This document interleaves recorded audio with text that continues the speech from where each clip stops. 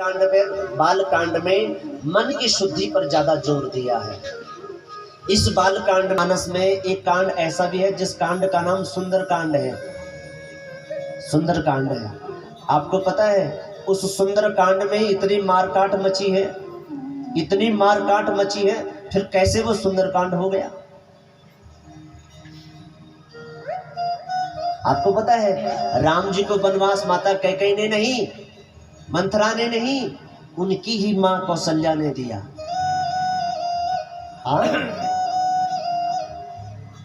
आपको पता है 14 वर्ष का ही क्यों वनवास, 13 वर्ष का क्यों नहीं, 12 वर्ष का क्यों नहीं, 14 ही वर्ष का क्यों वनवास?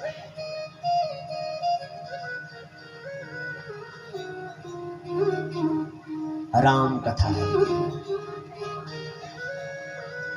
सुनो, इस बाल कांड में 7 मंत्र लिखे हैं। अब पहला मंत्र, 7 ही मंत्र क्यों लिखे? इसलिए एक एक मंत्र एक एक कांड का प्रतिनिधित्व कर रहा है। दूसरी बात, ये राम कथा 7 समुद्रों की कथा है। ये राम कथा 7 ऋषियों की कथा है।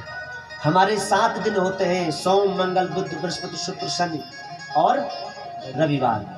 7 दिन होते हैं, तो 7 दिन में इस कथा को कभी भी गाओ, कभी भी शुरू करो, कभी भी खत्म करो, कोई दोष नहीं है। तदेव लग्नम सुदिनम तदेव, कभी भी शुरू करो, कभी भी विराम करो। तीसरी बात, हमारे संगीत के 7 सुर हैं। हाँ, सा रे ग मा पा धा नी, 7 सुर है। इस रामचरितमानस की चौपाइयों को, छंदों को, रामचरितमानस के दोहों को आप किसी भी राग में, किसी भी सुर में गाओ। इसलिए 7 मंत्र लिखे। यह 7 छंदों की कथा है, सप्तऋषियों को प्रिय लगने वाली कथा है। कारण जो भी हो, 7 मंत्र लिखे हैं। पहला मंत्र मालूम क्या लिखा है?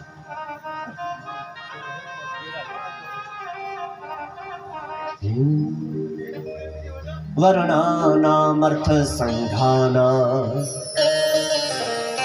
रसानां छंदसामपि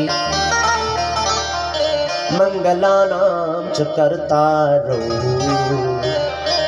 वंदे वाणी विनायकौ। ऐसा लिखा है। हाँ, किसी ने कहा कमाल है जी, बड़ी बड़ी अच्छी बात है। गोस्वामी तुलसीदास जी के इष्ट थे राम।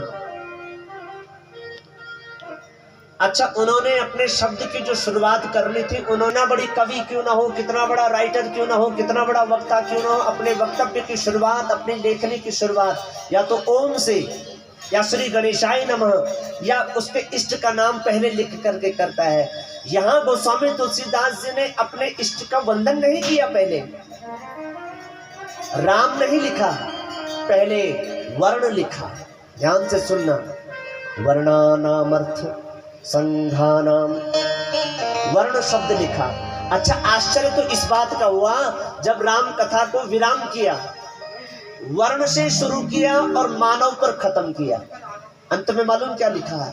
ते संसार घोर पतंग किरणे दहयन्ति नो मानवा। क्या? वर्ण से शुरू किया और मानव पर खत्म किया। अर्थात परमात्मा को तो वर्ण कहा नहीं, क्योंकि भगवान तो हमेशा अवर्ण है। वेदों ने उनको अवर्ण कहा है, वो किसी वर्ण में नहीं है। हाँ, वो तो निराकार है, वो तो ओंकार है। हमने शिव महापुराण में भी सुना 11 दिन तक, वो तो प्रणवाक्षर है। सुनो, बोलो अंग्यारी महादेव की जय, अंग्यारी महादेव की जय। राम कथा, कल के दिन क्षत्रिय कहेंगे राम तो हमारे वंश में पैदा हुए, राम हमारे हुए। कल भविष्य में ब्राह्मण कहेंगे राम की पूजा अर्चना अभिषेक तो हम करते हैं, राम हमारे हुए।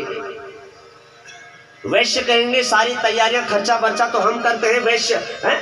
राम हमारे वे, और शूद्र कहेंगे राम तो हमारी कुटिया कुटिया में आए, राम हमारे वे।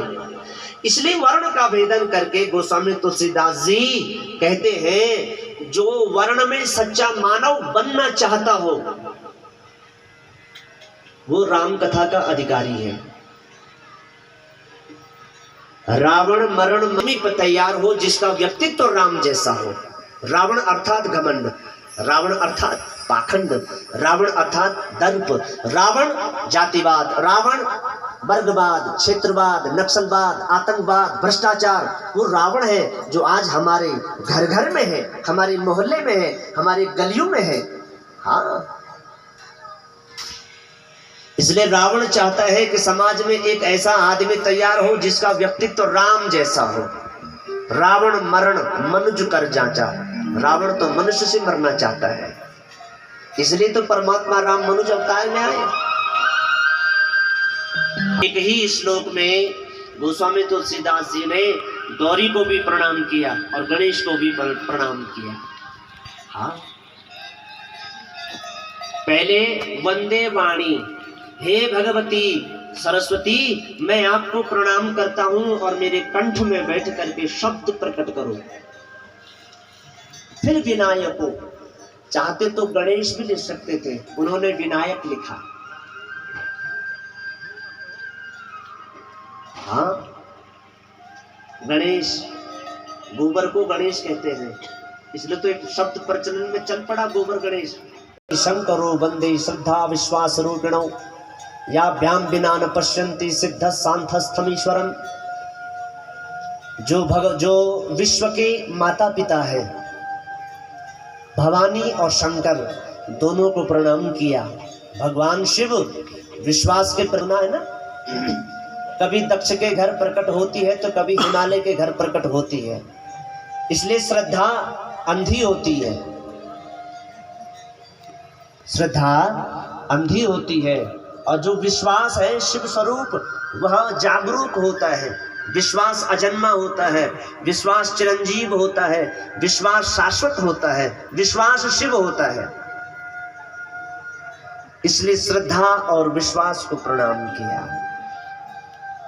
फिर कहा यन माया वशरवर्ती विश्वमखिले देवादि देवासुरा।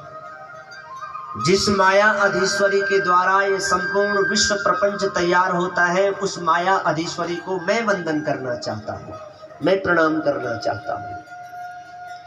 गोस्वामी तुलसीदास जी ने तमाम जगत के जड़ चेतन जिन जिन ने राम जी से शरीर पाया उन सबको प्रणाम किया। क्यों? मैं राम कथा लिख रहा हूँ। बंदो महीसर चरणों, सभी ब्राह्मणों के चरणों में प्रणाम किया, सभी महात्माओं के सिद्धों के चरणों में प्रणाम किया। मैं राम कथा लिखना चाहता हूं, कृपा करो अब सर्व, सब मुझ पर कृपा करो। हाँ, सुनो, फिर कहा नाना पुराण निगमागम सम्मतम यद रामायणे। जितने भी पुराण हैं, जितने भी शास्त्र हैं, जितने भी उपनिषद हैं, संसार में मुक्त होने के लिए जो भी साधन है वो सारा निचोड़ मैंने इस राम कथा में लिख दिया है। हाँ, भाषा निबंध मति मंजुल मात नोती। क्यों लिखा? स्वांता सुखाय तुलसी रघुनाथ गाथा। भाषा निबंध